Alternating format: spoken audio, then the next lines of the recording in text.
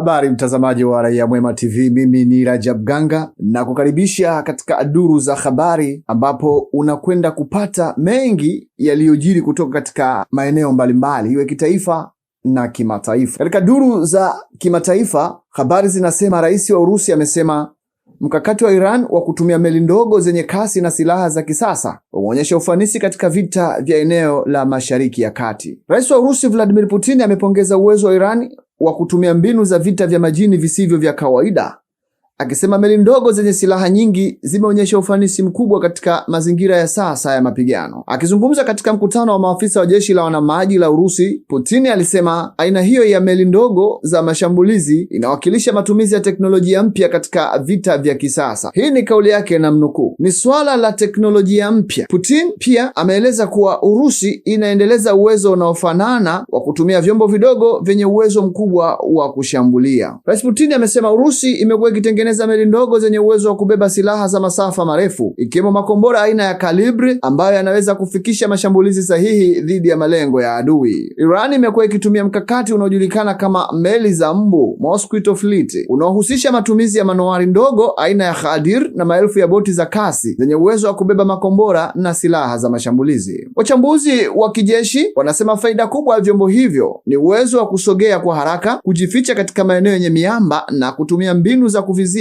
dhidi ya meli kubwa za kivita. Baadhi ya vyombo hivyo vinaweza kuhifadhiwa katika maeneo ya chini ya ardhi na mifumo ya vichuguu kwenye ukanda wa pwani wa Irani, jambo linalofanya kuwa vigumu kulengwa na mashambulizi ya masafa marefu. Endelea kuwa nasi, usisahau kusubscribe, kucomment na kulike. Raia Mwema, muungwana vitendo.